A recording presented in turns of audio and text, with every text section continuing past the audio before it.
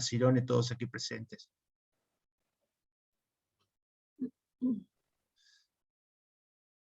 Para comenzar, haremos un breve repaso de la enfermedad en cuestión, la neosporosis bovina, causada por Neospora caninum, un parásito intracelular obligado hallado por primera vez en 1984. Actualmente considerada la principal causa de aborto bovino en el país, lo cual nos simboliza la importancia de la enfermedad en la producción. Y dicho agente causal posee un ciclo de vida heteroxeno, donde el bovino es hospedante intermedio y los cánidos son hospedadores definitivos del mismo. Bueno, ejemplificando la importancia de la enfermedad, aquí vemos las causas de abortos documentadas por el Servicio de Diagnóstico Veterinario Especializado de INTA Valcárcel, SDVE, en ganado lechero en los últimos 30 años, donde se destaca un mayor número de aislamientos de Neospora caninum a partir de necropsias realizadas sobre fetos abortados con respecto al resto de enfermedades reproductivas en ganado lechero. Y como mencioné anteriormente, el parásito posee un ciclo de vida heteroxeno, donde los cánidos adquieren la infección al ingerir tejidos de hospedadores intermediarios que contienen quistes, los cuales pueden ser de carne de animales enfermos, o de placenta, o de fetos abortados. Luego de reproducirse en el intestino, los quistes son eliminados en sus deposiciones, contaminando el alimento o el agua del ganado, los cuales se ingieren produciendo y otra vía de la cual las hembras pueden transmitir la enfermedad a su progenie. Ya aquí más detallado de forma gráfica, donde se puede notar cómo el bovino, al consumir el alimento o agua contaminada con quistes, adquiere la enfermedad por la vía horizontal, y una vez contagiado, el animal preñado puede de forma muy eficiente transmitir verticalmente la enfermedad a su progenie, y cuando esta ternera enferma se desarrolla, es servida y queda preñada, cabe aclarar en esta instancia que las vaquillonas son más susceptibles a abortar que las vacas, la gestación puede resolver en aborto, en nacimiento enfermo de neosporosis, o bien en nacimiento sano.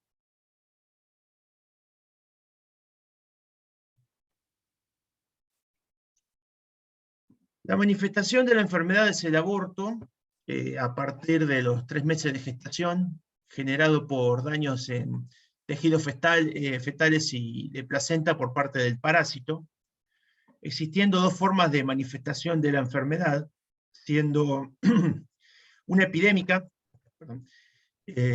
donde numerosos abortos se producen en un corto periodo de tiempo, los cuales se suelen asociar con una transmisión horizontal de la enfermedad. La forma endémica normalmente es producto de una infección anterior en el rodeo y está relacionada con la transmisión vertical de madre a hija.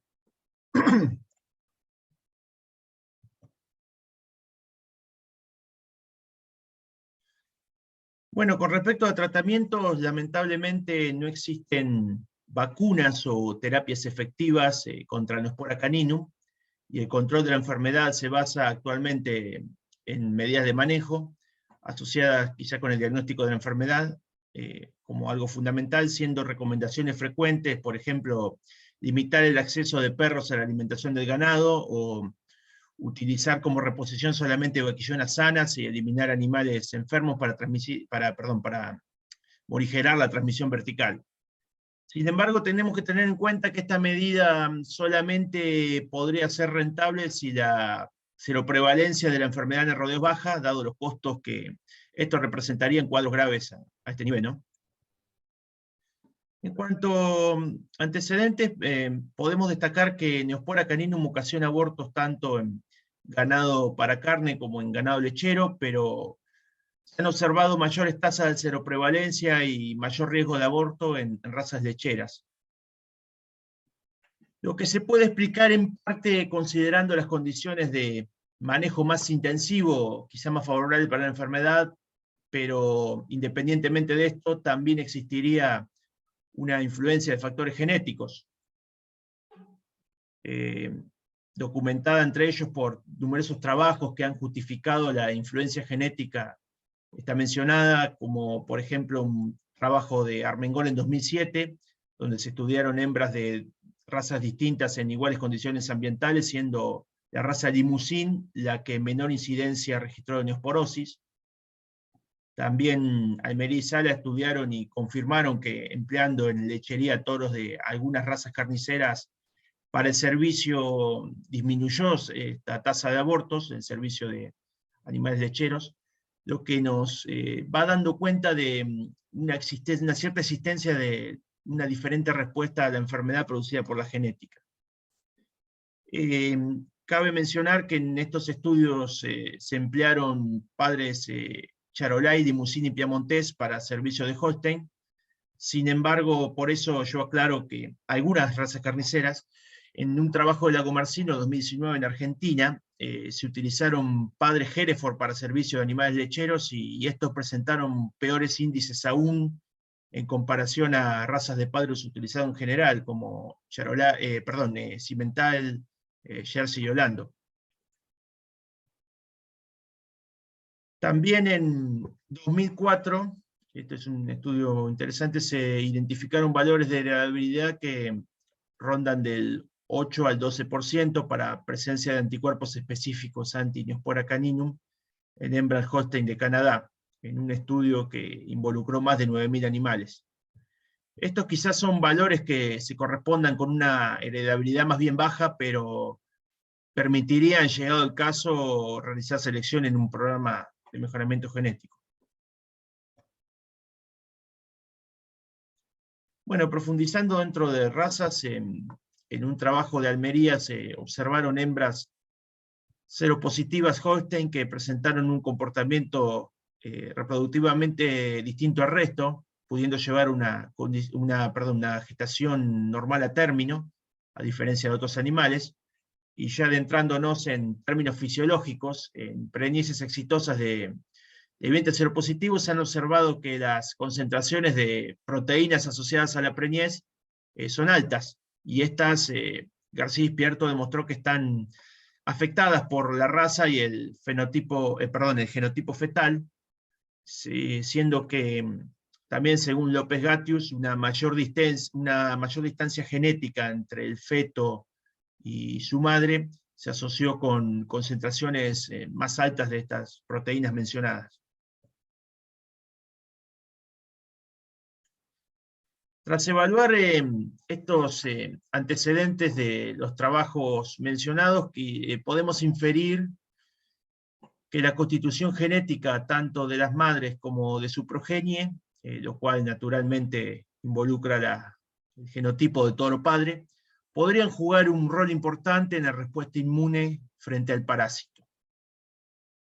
Por último, debemos tener en cuenta que la influencia genética, tanto en la seroprevalencia de la enfermedad como en la ocurrencia de abortos, no ha sido aún estudiada en Argentina, lo que motivó a realizar el presente trabajo de tesis, donde la hipótesis planteada fue que existe variabilidad de origen genético en la resistencia a Neospora caninum y en la ocurrencia de abortos en hembras holando-argentino. Nuestro objetivo fue evaluar tanto la influencia de la seroprevalencia de Neospora caninum como de la genética del feto en vaquillonas, que, como mencioné anteriormente, es la raza más susceptible de abortar por la enfermedad, holando-argentino, de un tambo en la zona de Lincoln, provincia de Buenos Aires, donde se ha confirmado la ocurrencia de abortos por Neospora caninum.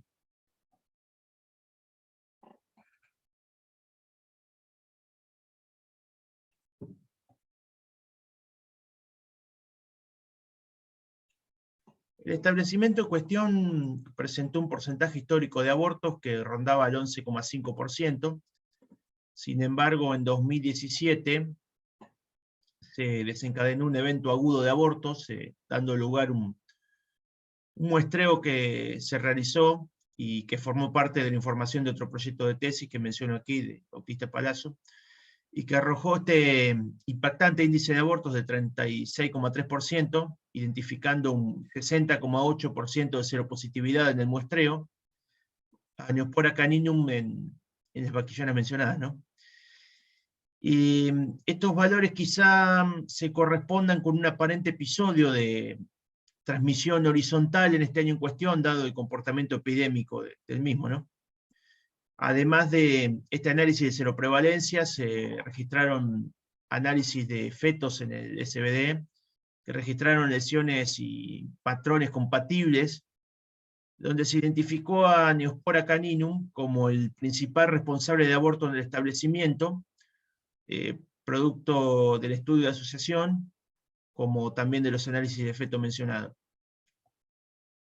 Esta situación nos llevó a monitorear el estatus serológico de las vaquillonas destinadas a reposición, al igual que su comportamiento reproductivo, registrando para esto la ocurrencia de abortos una vez confirmada la preñez. Las muestras de suero sanguíneo preservicio fueron analizadas por el Servicio de Diagnóstico Veterinario Especializado, SBD, mediante el uso de test de ELISA indirecto para detección de anticuerpos.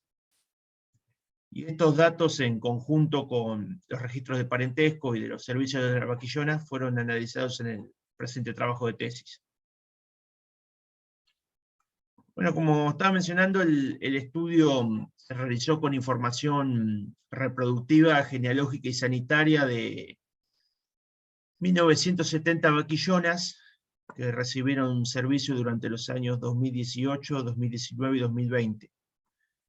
En más de 4 años en total, se registró, cotejó y depuró información de numerosos datos productivos del establecimiento, donde además en el medio se sortearon algunos inconvenientes por cambios en el software de registro de información de la empresa, que esto nos sumó algunos obstáculos a la recopilación de datos.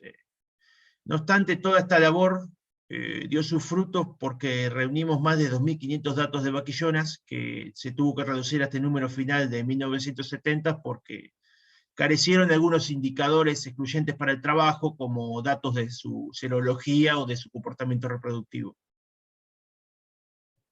En cuanto al análisis estadístico, se realizó mediante un modelo lineal generalizado, asumiendo una distribución binomial utilizando la función de enlace logit.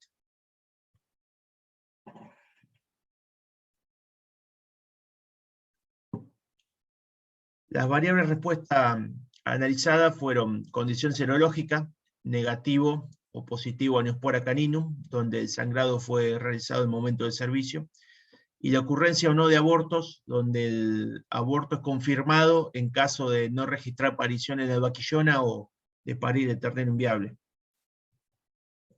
Como variables predictoras se analizaron la identidad del padre de las vaquillonas, el resultado de la serología, la identidad del toro utilizado en el servicio de las mismas y el año de servicio. Para estos análisis se utilizó el paquete de programas estadísticos SAS, y los valores de probabilidad son informados considerando un 5% de valor de significancia. Pasando a los resultados, donde en el estudio de la seroprevalencia de Neospora caninum, en las 1970 vaquillonas estudiadas, se advirtió que un 35% de las mismas era seropositiva, un valor similar a los índices que se hallan en rodeos lecheros con problemas reproductivos. La seroprevalencia mencionada fue distribuida de esta forma, donde cada barra representó el año evaluado, no encontrando diferencias entre sí, informado por las letras iguales por encima del gráfico y por el cuadro de análisis de la varianza. Respecto al comportamiento reproductivo de las 1970 vaquillonas, aproximadamente el 12% de las preñeces de las mismas abortó, índice que se mantuvo significativamente igual en los 3 años de servicio estudiados, lo que, junto con el anterior dato de serología, nos revela que tanto en la seroprevalencia como en el índice de abortos de las vaquillonas estudiadas no hubo efecto del año de servicio. Sin embargo, como era de esperar, en el estudio del efecto de la serología de las vaquillonas sobre la ocurrencia de abortos en las mismas, el análisis de la varianza nos indicó que hubo un marcado efecto de la serología de las vaquillonas en los abortos, lo cual se aprecia en la presente gráfica de abortos en función al estatus serológico del total de vaquillonas, donde las seronegativas tuvieron un 9% de abortos, distinto al 17,2% que sufrieron los animales seropositivos a Neospora caninum, lo que es notablemente significativo. Diferente, perdón. Una vez confirmada con certeza la tasa de abortos mayor en vaquillonas positivas que negativas y la estabilidad de los índices tanto de abortos como de serología respecto a los años de servicio,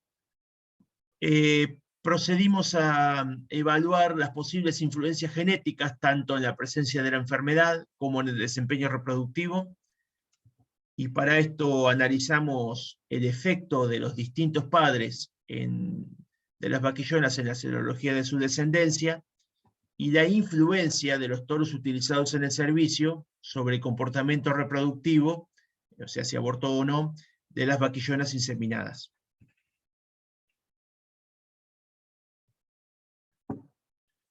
En el primer caso, para comprobar la existencia del efecto de los padres en el estatus serológico de sus hijas, se seleccionaron toros con más de 20 hijas, resultando elegidos 15 padres con 764 hijas en total, que son detallados en el presente gráfico, donde se observa la cantidad de rango de hijas de cada uno, yendo de 20 a 176 hijas por animal.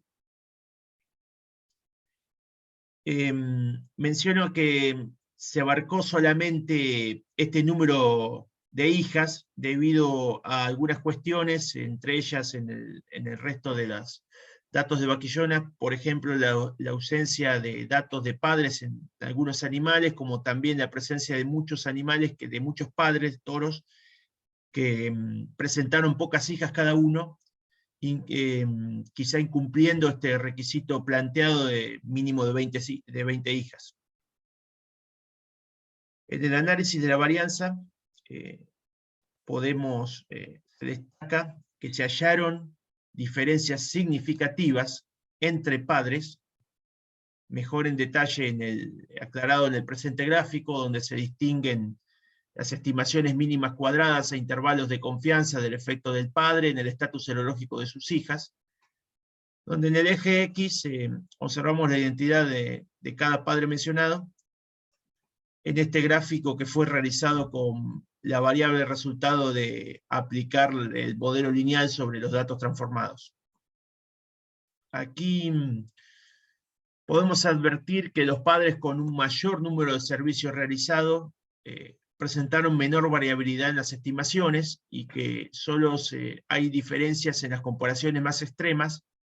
Sin embargo, estos datos nos podrían sugerir la existencia de un comportamiento diferencial entre padres de la serología de sus hijas,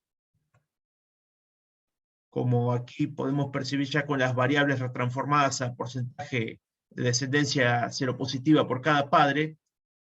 En el eje de X se halla la identidad de los distintos padres de vaquillonas, y en el eje de Y la descendencia seropositiva por cada una.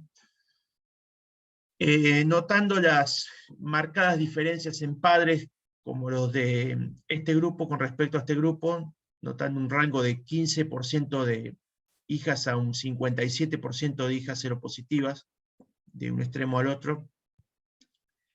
Lo que se puede quizá explicar, debido a que la influencia genética del padre en la constitución genética de la vaquillona, es que ésta puede haber nacido totalmente saludable, evitando la transmisión vertical, como puede ser una de las 3 vías que puede tomar la preñez, como mencioné anteriormente. Cabe aclarar que este análisis podría haber sido más completo en caso de analizar el estatus serológico de la madre de estas vaquillonas, donde discriminando solo los servicios de padres en madres positivas, se distinguiría con mayor detalle este efecto mencionado del padre en la transmisión vertical de la enfermedad.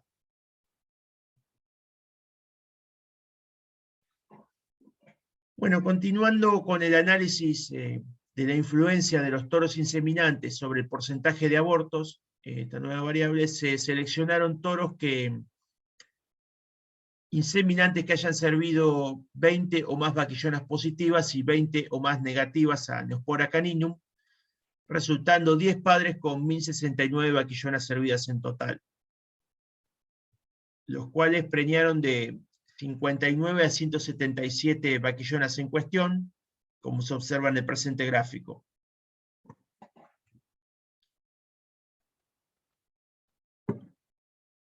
Este número de 1069 cabe aclarar que es menor a los 1970 mencionados, porque algunos reproductores no fueron incluidos por incumplir este número mínimo de servicio que se requirió.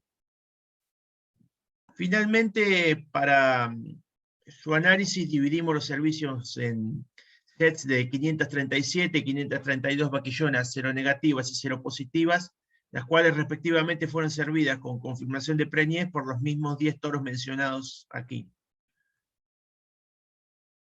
Donde en el análisis de la influencia del toro en la ocurrencia de abortos en vaquillonas seronegativas, de igual modo que presenté el anterior estudio de la transmisión vertical de la enfermedad, en este gráfico realizado con la variable original, producto de usar el modelo lineal sobre los datos transformados, representamos el índice de abortos en vaquillonas según cada uno de los 10 padres estudiados, siendo que en la interpretación del mismo podemos divisar un comportamiento muy similar de los reproductores en la proporción de abortos de vaquillonas negativas a Neospora caninum, visto de otra forma aquí, donde una vez retransformaron los datos a porcentajes, en el eje de ordenadas se observa el porcentaje de abortos por padre y en el eje de la identidad de cada toro inseminante, de cada reproductor, apreciando que, como se evidenciaba en el anterior gráfico,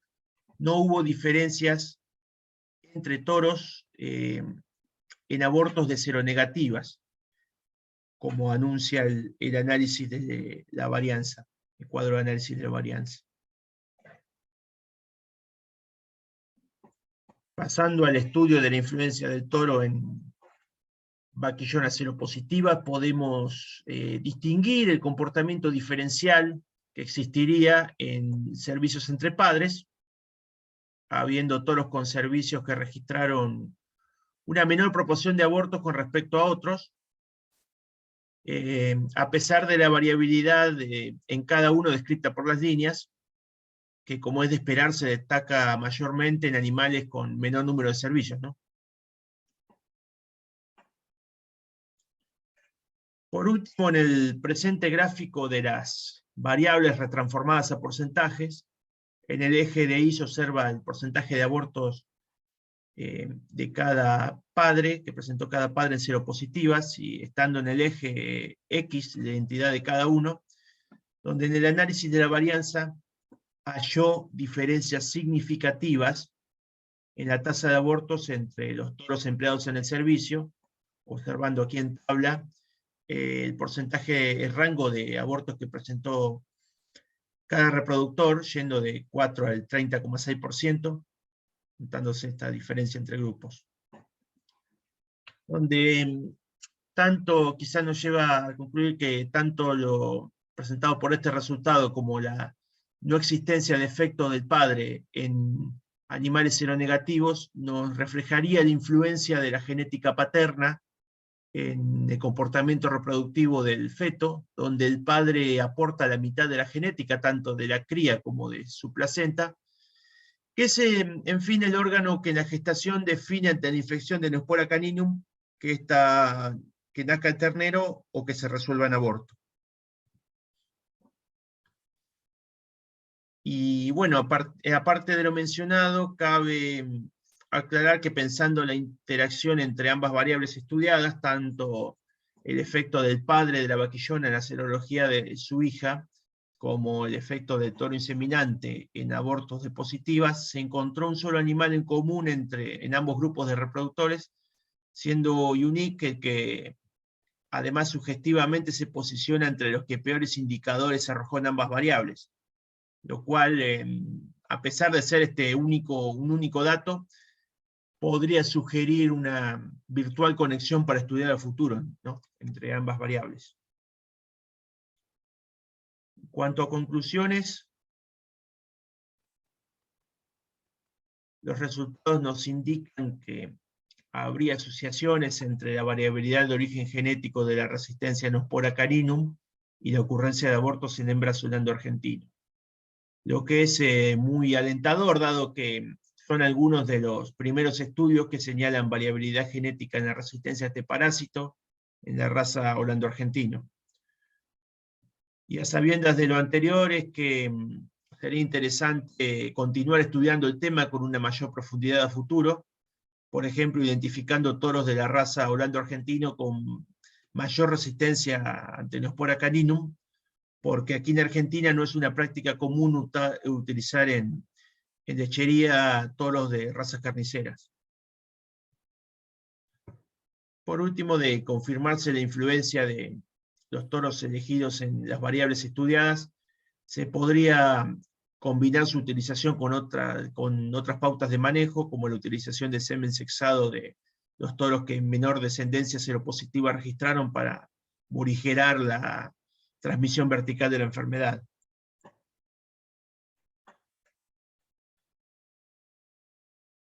Entre las sugerencias a considerar para el futuro que nos ha dejado el presente trabajo, sería útil replicar el experimento utilizando registros más completos de serología para el análisis del efecto del padre en la serología de la hija, es que tendría mayor utilidad.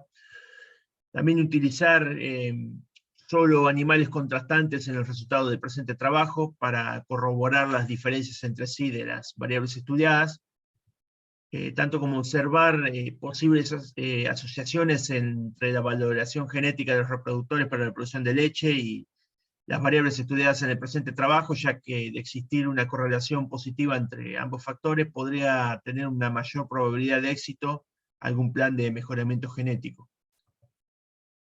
Por último, confirmar la relación entre la resistencia a la infección y la posibilidad de lograr una gestación normal en hembras infectadas es un desafío para futuras investigaciones, porque en el presente trabajo solo tuvimos un toro en común en los dos grupos, tanto de padres de vaquillonas como de toros inseminantes, el UNIC, el cual llamativamente presentó un desempeño inferior en las variables respecto al resto y nos da para pensar que se podría seguir profundizando en cuestiones. Bueno, en agradecimientos quiero agradecer a la Estancia de la Suerte y al médico veterinario Pablo Cayú por la enorme colaboración con la recopilación y provisión de los datos productivos analizando la presente tesis durante todo este periodo de tiempo. También al SBD por contribuir con información de análisis serológicos, efectos, y a todas las personas que trabajaron en esta tesis. Al final, mis agradecimientos en lo personal al público presente, familia, amigos, director, codirector, asesores, revisor, docentes y a los que no pudieron venir también, en este momento tan importante de mi vida, en el cual culmina mi carrera como estudiante, un proceso en el que todos y cada uno fueron muy importantes, y que me abre la puerta del mundo profesional donde intentaré seguir este mismo camino con el aprendizaje que les debo de la humildad, la honestidad y el trabajo como valores absolutos e innegociables. Dicho esto, quedo a disposición del público para que procedan a preguntar lo que consideren pertinente. Muy bien, Carlos, muchas gracias. Y gracias también por la presentación que a mí me gustó mucho. Siguiendo con el procedimiento para la defensa de la tesis, ahora vamos a abrir el espacio a discusión y a preguntas. Y en primer lugar le vamos a dar la palabra al evaluador de la tesis, a quien aprovechamos para agradecerle mucho la atención sabíamos que era complicado por la época del año y por las responsabilidades, y tomó la responsabilidad y lo hizo en tiempo en forma, por lo cual le agradecemos mucho a Germán eso también. Así que, Germán, adelante si querés hacer algún comentario o alguna pregunta. Bueno, inicialmente felicitaciones por el trabajo. La verdad que el manejo de toda esta información y análisis de la información, que es mucha, siempre es complejo, y entiendo que se pudo analizar la información que muchas veces que aportamos los veterinarios suele ser bastante despelotada, por decirlo de alguna forma, aunque sabemos cómo trabaja Pablo y el registro que lleva. Si bien, como vos mencionaste, faltaron algunos registros que hubiesen sido interesantes para poder llegar a conclusiones un poco más, no digo confiables, sino, digamos, que para darle más peso a los resultados que ya fueron de por sí muy interesantes que obtuviste. Algunos comentarios que ya hice durante la evaluación inicial de la tesis fueron respondidos con respecto a tener en cuenta aspectos con respecto a el resto que aporta la madre y la información importante que eso tiene, sobre todo en la heredabilidad y justamente en la parte genética, ¿no? Que es importante y que en el futuro quizás sería interesante evaluar. Más que nada con respecto a lo que se sabe, vos mencionaste muy bien en la bibliografía que citaste, sobre todo los grupos de España que han trabajado con respecto a cruzamientos. Por ahí evaluar la parte esta, quizás Pablo, la gente que trabaja en el tema tenga muchísima más experiencia, la posibilidad de alguna especie de parentesco o familiaridad, digamos, de los padres y madres, que, digamos, hoy en día ese mundo es bastante, quizá, si bien es muy amplio, hay una oferta muy grande de semen de diferentes orígenes, hay diferentes grupos que trabajan en diferentes países, que por ahí sería interesante en el futuro poder evaluar eso, a ver también la historia de la genética que ya existe de madres en ese establecimiento, y poder evaluar a ver si realmente cuán familiares o no familiares son padres y madres, para tratar de indagar un poquito más en ese sentido. Pero eso fue muy bien respondido, sabiendo las limitantes que muchas veces tenemos con este tipo de información. Así que por mi parte, las únicas dudas que habían surgido fueron respondidas cuando devolvieron la evaluación del trabajo, así que no, más que felicitaciones a Carlos y a todo el grupo. Muchas gracias, Germán. Sí, para los que no vieron la evaluación, Germán menciona las respuestas a sus comentarios. Germán devolvió una evaluación muy meticulosa y con preguntas muy, muy precisas. Y digo, miren, a mí me llama la atención este y este punto. Y son justamente esas complicaciones de diseño experimental. Uno tiene en la cabeza el diseño ideal y después aparece el diseño real, ¿cierto? Sobre todo cuando interactúa con empresas particulares, cuando no hemos intervenido nosotros en los diseños de los experimentos. Pero esa es la verdadera información, ¿no? La información que viene de las empresas ganaderas. Entonces se trató de encontrar un punto medio entre rigurosidad del estudio e información disponible. Entonces justamente Germán hizo hincapié en esos aspectos. Uno muy importante es, que lo mencionó Carlos en detalle, el estatus serológico de las madres de las vaquillonas. Con Karina y con Franco trabajamos mucho sobre eso, y desde la empresa nos confirmaron que por lo menos en ese momento, cuando se recopiló esa información, la asignación de hembras era al azar a los toros. Entonces no había por qué esperar una asignación diferencial de una mayor proporción de hembras positivas o negativas a cierto padre en particular. Pero eso es un aspecto para tener en cuenta en un futuro trabajo, ¿cierto? Muy bien. ¿Algún otro comentario o preguntas de la audiencia? Porque todavía tenemos tiempo. ¿Alguna cuestión que quisieran que Carlos nos aclarara sobre su presentación o algún aporte en general?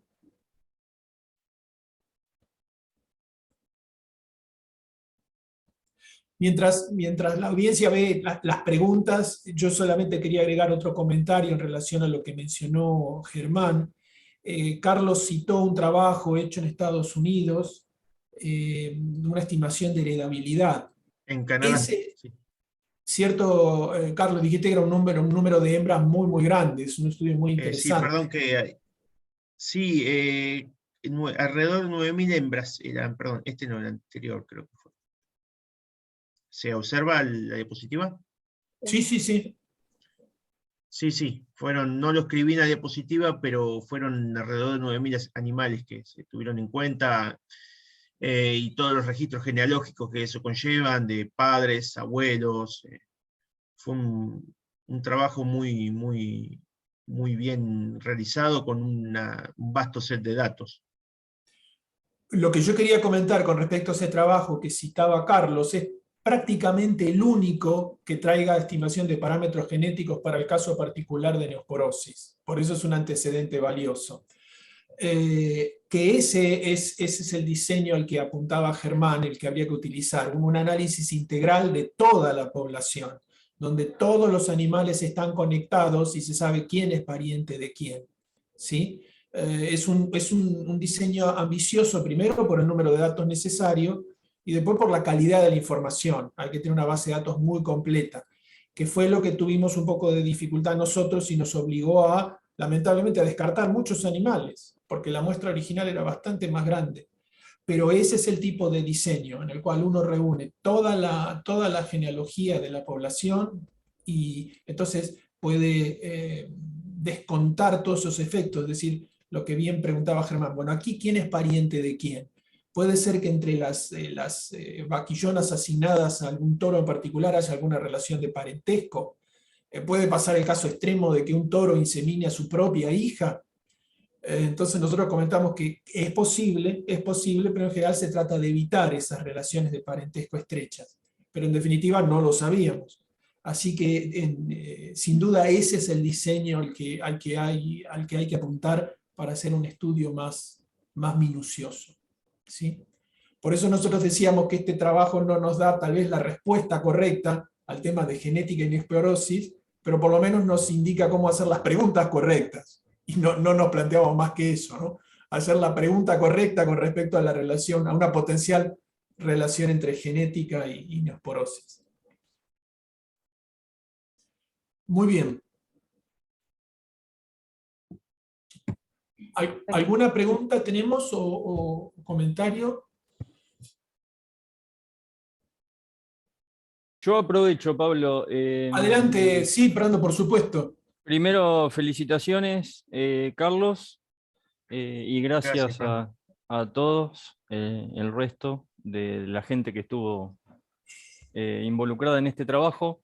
Y un poco siguiendo lo que comentaste, Pablo, primero es una pregunta, saber si es posible compartir esta presentación, sobre todo con Pablo Caliú, si hay alguna forma de compartir el link como para que él la pueda escuchar en un horario más accesible para él. Y asimismo, no solo Pablo Caliú, sino por ahí algún otro colega, si se puede compartir la presentación para aquellos que les resulte de interés. Y aprovechando un poco lo que decís, Pablo, ¿cómo sería posible, sobre todo para Caliub, mejorar esa información que quedó en evidencia que es necesaria, ¿no? A partir de este estudio, si Pablo eventualmente puede, a partir de ahora o mirando registros anteriores, completar esta información respecto de las madres y parentescos, ¿no? Bien, con respecto a la presentación, sí, por supuesto, yo vi que se activó porque recibí la señal de que la presentación se estaba grabando. No sé si eso Perdón, Pablo. ¿Lo hiciste vos, Carlos? No sé, yo no lo grabé, pero lo estoy compartiendo por YouTube. Entonces va a quedar el link en YouTube, que quizás es más cómodo para... Exactamente, entonces ese link es fácil de compartir. Perdón, la que puse a grabar fui yo, porque alguien avisó por chat que no se estaba grabando. Germán avisó, sí, que no estaba. Y entonces, Bueno, entonces, yo lo estoy grabando. Si después Viviana nos compartís el link donde quedó la presentación, con todo gusto después lo podemos repasar. Tengo que ver, sí, después lo charlamos, cómo no. Con respecto a la pregunta de Brando, yo creo, Brando, que es parte de que los tambos manejan muy bien la información genealógica, por manejar mucho la inseminación y por el set de toros que está usando, mucho mejor que en los sistemas de producción de carne. Aquí la complicación se generó porque justo Pablo Caliuc nos dijo que había habido un cambio del sistema informático de la empresa y que ahí hubo una discontinuidad y ahí se perdió información. Pero en general no es más que un control de rutina de identificación de las hembras, qué toro se va usando, y la genealogía se va construyendo sola. Así que no requiere un esfuerzo extra muy grande, digamos. Totalmente distinto si estuviéramos hablando de un sistema de producción de carne, ¿cierto? Donde el uso de la inseminación es menor y ese tipo de cosas, ahí ya sería bastante exigente. Hay alternativas eficaces, pero que para nosotros son caras, como reconstituir genealogía con marcadores moleculares, ¿cierto? Pero eso ni lo proponemos porque es demasiado costoso, ¿sí? Entonces, realmente con una búsqueda masiva de genotipos dicen, este es pariente de tal y eso se puede reconstituir y eso funciona muy bien. Pero para nosotros eso es caro, ¿sí? Pero tratándose del tambo, yo pienso que con muy poca dedicación a identificación de las hembras, lectura, anotar caravanas, qué toros se está usando en cada servicio, no es excesivamente demandante generar una buena base de datos, ¿sí? Eso en paralelo al trabajo tan bueno que está haciendo el SDB, si sigue en contacto con la empresa y se siguen mandando vaquillonas, ¿no?, para el análisis. Eso va alimentando la base de datos. Acá la otra gran complicación es que digamos, fue un desafío por el trabajo, es que son porcentajes. Usted ve que para todos los toros están indicados porcentajes. Entonces, si estuviéramos viendo lactancias, bueno, sería un dato cuantitativo convencional y sería mucho más simple el análisis. Pero al tratarse de porcentajes, se requieren muestras más grandes y estos valores son en general algunos aproximados. Pusimos, ahí también hubo que decir, bueno, ¿cuál es el número mínimo? ¿Cuál es el número mínimo de hijas por toro que pudiéramos establecer? Y lo discutimos muchísimo con Franco y con Carlos. Si somos poco rigurosos, se pierde calidad en la información. Y si somos muy rigurosos, nos quedamos sin animales. Entonces, ¿qué salió de ahí ese número? Después de un trabajo de prueba y error, salió este número de un mínimo de 20 hijas por toro, ¿sí? O 20 servicios por toro. A medida que aumente la base de datos, esos números van a ser mucho más grandes y los intervalos de confianza más pequeños. Pero la magnitud de las diferencias nos pareció alentadora, ¿no? Porque no todas estas diferencias, es un poco difícil de leer la diapositiva que tiene Carlos ahí, pues siempre se mete la estadística, ¿no? Y la de las diferencias. La siguiente, Carlos, a esa. Esa, que hay un montón de barras, claro, y estrellitas que dicen cuáles son las diferencias. Por eso este gráfico quizá es el más práctico para leer las diferencias. Claro, esas son las diferencias tal cual las usa el modelo. Recuerdan que estas son variables transformadas. El análisis estadístico está hecho sobre un cociente de probabilidades, ¿sí? Exacto. Que después se retransforma a un porcentaje para que uno lo vea claro. Pero realmente las diferencias entre animales extremos, ahí estamos viendo entre 4 puntos y 30 puntos. Nosotros pensamos que eso es sugestivo de una diferencia real, ¿no? Pero sería muy bueno que, como dice Brando, aumentando el número de animales y controlando información de las madres, parentesco, como bien señaló Germán, esto pueda ser más determinado con más rigurosidad, ¿no? Pero en este punto estamos bastante conformes con este resultado. Muy bien. Si te parece bien, Viviana, si no tenemos más preguntas ni comentarios, damos por concluida la presentación. Le agradecemos nuevamente a Carlos por su trabajo. La presentación... Simplemente, Carlos, felicitarte. Has llegado a un momento muy importante de tu carrera. Así que, gracias, bueno, creo que podríamos brindarle un aplauso, ¿no? Como si estuviésemos... Por supuesto. Muy bien, Carlos. Muy bien, Carlos, felicitaciones. Y Nuevamente. Les pido por favor que realicen los trámites administrativos para que después Carlos pueda continuar con su trámite de título. Mi título, claro. Eso, Viviana, es pasar la evaluación, ¿cierto? En el sistema informático. Cargar la evaluación en el sistema Guaraní. Ok.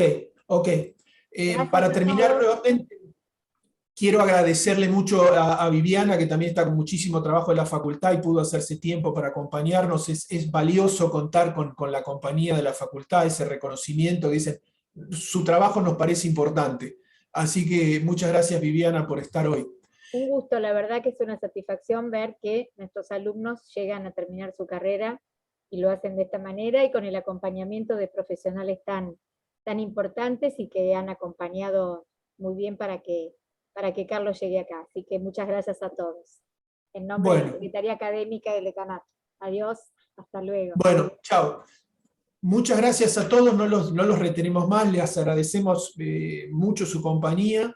Y bueno, Carlos, adelante ahora, no estás terminando algo, sino empezando otra cosa. Así que, exactamente, como decía anteriormente, y la verdad que fue un gusto haber trabajado con ustedes, me han enseñado un montón en este trabajo de tesis que me lo voy a acordar, voy a recordar todo lo que he hecho toda la vida y me sirve también como un apoyo en lo que sigue profesionalmente.